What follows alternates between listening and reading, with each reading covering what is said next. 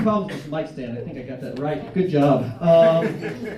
Guys, we finally made it through this spring. Holy crap, that weather was awful. I'm actually just more glad that May the 4th be with you is over. I hate that day. It's the only time I've stayed off at Instagram for the entire year.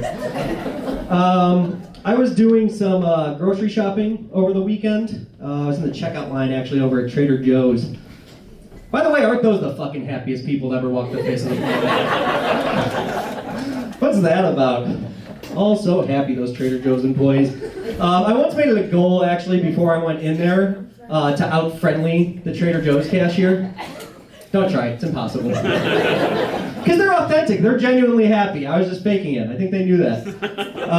I got a little bit into it, and I was like very complimentary to her, and I was asking how her day went. Then, like, by the third exchange, we were already talking about how awesome my yogurt selection was, and I knew I'd lost. Topsy-turvied that shit on me. But that's not the point of my story. I was in the checkout line, and there was a mom and her son in front of me, and looked to be like middle school age, from what I could tell. And he reached over to the little tasty shelf of treats that Trader Joe's puts by the checkout area. You know what I'm talking about? And he grabbed these like little chocolatey peanut butter things, and he held them up to his mom. He's like, "Hey mom, can we get these?" And she's like, no, just put them back right now, okay? He's like, "No, seriously, please, can we get these?" She's like, "I've had a long day. Don't argue with me. The answer is no." Now I want to pause right there. Because I don't care for this interaction. Alright? I don't like the way some parents condescendingly talk to their children like that. And I think we as adults just do it. We like to pretend like our lives are so fucking difficult all the time, and that kids have it so damn easy. I just don't think that's true. We gotta give kids a little more credit. Because, like, I'm an adult now, okay? Is my life easy? No. But I was a kid once, too. Presumably all of us were, I think. And that shit was hard, especially for a preteen kid. So here's how I would have liked to have seen that interaction go. Okay, and this is definitely just a hypothetical, that kid, nothing to do with me or my mom or parents. Mom, can we get these? No. Please? No. I said, put them back. Don't argue with me. I had a long day. What do you mean, you had a long day? But what happened? Well, if you must know, I had a pretty crappy day at work. Okay, we had 3 meetings. They all went long. And then when I got back to my desk, my boss gave me more work to do. So then I was late. Okay? And then your father was supposed to pick up dinner. He didn't, forgot. So now I'm the one who gets to go to the grocery store. And here we are. Kid's like, yeah, sounds like a tough day. Okay. But you know what? I also had a pretty shitty day, and I'm going to tell you about it, okay? So listen up. Okay, Mom? I was late to school because you dropped me off late. So I got yelled at by my teacher, my boss. That's how I started my day. All right? And then, you said you had a couple meetings that you had to sit through? Yeah, I had several as well. 7 fucking hours worth. Okay? And that's just not today. That's my schedule every fucking day of the week. All right? I don't know about your coworkers. Were your coworkers nice to you? I mean, I guess. I don't know. Yeah, well, mine weren't. Mine bullied the shit out of me. Fucking awful. I hate my coworkers. They call me short. Made fun of my crooked nose. Said I had a small dick in front of everyone. Again, this kid, hypothetical, had nothing to do with it. And those happen to be things that I'm very self-conscious about because I'm 13 and I haven't fucking developed any self-esteem yet. Okay, Mom? And on top of that, in my last meeting, my teacher asked me to come up and spontaneously present in front of the class, which on a normal day would make me want to crawl into a hole and die.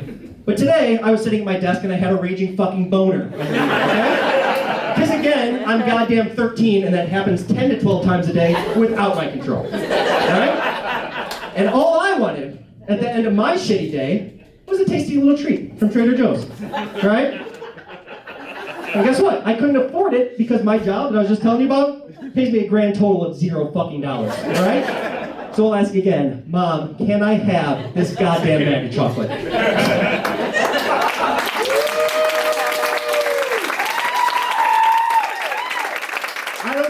I don't know. I'm not a parent, so might be not be relevant. I'm just spinning my wheels up here. Maybe we should just ask the Trader Joe's cashier what her parents did. Why she's so goddamn happy. I don't drink anymore. I have coming up on 4 years sober at the end of this podcast. Yeah. I hope that wasn't like the contrived, like fake applause either. I hope you meant it because I fucking deserve it, all right? Shit's hard getting sober in this city, especially. You guys have a drinking problem here. It's the only city I know that like just pre-games for like breakfast and grocery shopping. But the first year getting sober is really, really difficult. It's actually like all I thought about was drinking. And I'm like, shit, I'm not gonna be able to do this. But then it got easier and easier, and like now it's to the point where I really don't think about it anymore, which is why it bothers me so much when I watch these movies that portray like recovering alcoholics and addicts. Like, it's just so condescending the way they look at us. Like, we have nothing in control of our lives, and that like any little disturbance is gonna send us into a relapse. And I don't know, like I was watching one the other day, there's like a guy 5 to 10 years sober, gets in a fight with his wife, and he's slamming whiskey like 5 minutes later at a bar.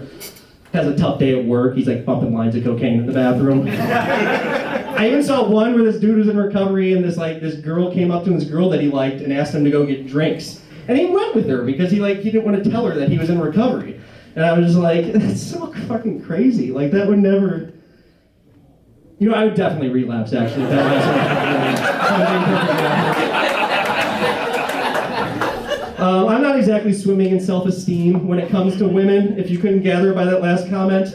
I want them to like me so bad, but I'm just terrified of women. So if like a girl came up to me and asked me to go get drinks, done. Fucking relapse. I don't know. It's worth all the hard work again. I've done the math. That actually only happened one time in my life where an attractive girl came up to me and was kind of flirting with me, and I accidentally ended up paying for sex. So, never happened to you? She was like chatting me up at the bar, and I was like, woo, look where this is going. And then she finally, like, end of the night comes around, and she's like, yeah, do you wanna go back to your place? I was like, yeah, this is happening, huh? All right. So we get an Uber, and we're like probably like a minute away, and she's like, oh, do you need to go to the ATM? I'm like, why would I? Oh.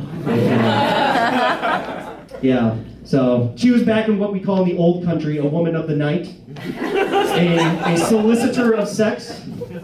She was a hooker, all right? You get me?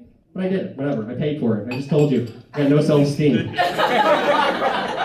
Maybe if my mom would have bought me some goddamn chocolate, I don't know. I'm Dan Strickland. Thank you very much.